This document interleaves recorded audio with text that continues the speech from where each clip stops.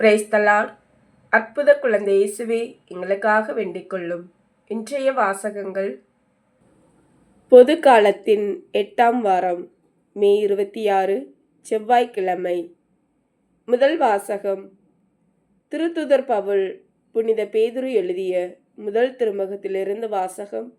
அதிகாரம் 1, இறை வார்த்தைகள் 10 முதல் 16 முடிய. அன்புக்குரியவர்களே, உங்களுக்கென்று இருந்த அருளை பற்றிதான் இறைவாக்கினர் இறைவாக்கு உரைத்தனர். இந்த மீட்பை குறித்து துருவி துருவி ஆய்ந்தனர். தங்களுக்குள் இருந்த கிறிஸ்துவின் ஆவி கிறிஸ்து பட வேண்டிய துன்பங்களையும் அவற்றுக்கு பின் அடைய வேண்டிய மாட்சியையும் முன்னறிவித்த போது ஆவியால் குறிப்பிடப்பட்ட காலமும் சூழ்நிலையும் எவையென்று ஆராய்ந்தனர்.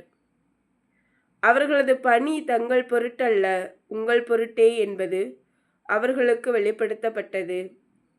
விண்ணினின்று அனுப்பப்பட்ட தூய ஆவியால் உங்களுக்கு நற்செய்தி அறிவித்தவர்கள் அவர்கள் முன்னறிவித்தவற்றை இப்போது உங்களுக்கு தெரிவித்திருக்கிறார்கள்.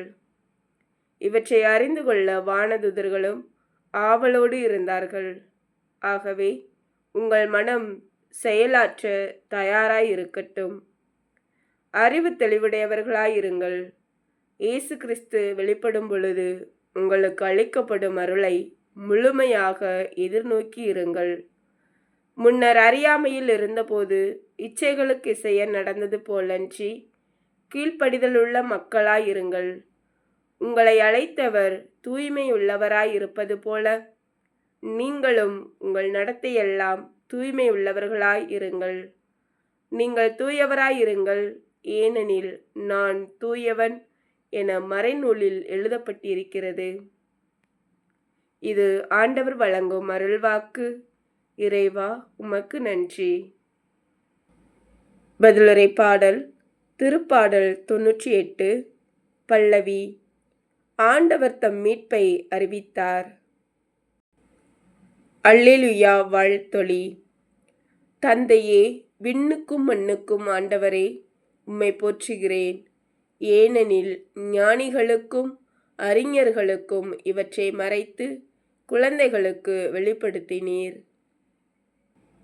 நற்செய்தி வாசகம். புனித மார்க்கு எழுதிய நற்செய்தியிலிருந்து வாசகம். அதிகாரம் 10, இறை வார்த்தைகள் 28 முதல் 31 முடிய. அக்காலத்தில் பேதுரு இயேசுவிடம், பாரும், நாங்கள் எல்லாவற்றையும் விட்டுவிட்டு உம்மை பின்பற்றியவர்களாயிற்றே என்று சொன்னார்.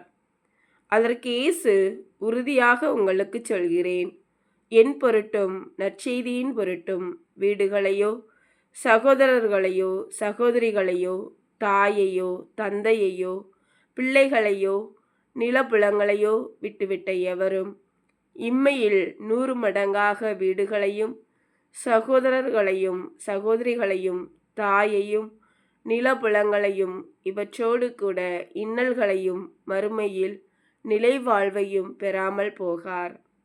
முதன்மையானோர் பலர் கடைசியாவர், கடைசியானோர் முதன்மையாவர் என்றார். இது கிறிஸ்து வழங்கும் நற்செய்தி. கிறிஸ்துவே, உமக்கு புகழ். சிந்தனை. இன்றைய நற்செய்தியில் ஆண்டவராகிய இயேசு கிறிஸ்து, நீ எதை இழக்கின்றாயோ அதை பன்மடங்காக திரும்ப பெற்றுக்கொள்வாய் என்று சொல்கின்றார். நம்பிக்கையை கொடுத்துப்பார், அது பல உறவுகளை பெற்றுத்தரும். அன்பை கொடுத்துப்பார், அது பன்மடங்காக திரும்ப வரும். பாதுகாப்பை கொடுத்துப்பார், அது உன்னை தலைவனாக்கும். பொறுமையை கொடுத்துப்பார், அது எந்த துன்பங்களையும் தாங்கும். இயேசுவுக்காக நீ எதை கொடுத்தாலும் அது பன்மடங்காக திரும்ப வரும். 5 அப்பங்கள்தான் கொடுத்தான் சிறுவன். 5000 பேருக்கு மேல் உணவு உண்டனர். இயேசு சிறியவற்றை பெரிதாக்குவார், வாளாக்காமல் தலையாக்குவார். வெகுமதி தேடாமல் கொடுக்கும்போது இறைவனிடமிருந்து எண்ணற்றவற்றை பெற முடியும். இன்றைய மனிதர்கள் இழக்க தயங்குகிறார்கள். இன்னும் வேண்டும் என்ற மனநிலை பெருகிக் கொண்டே இருக்கிறது.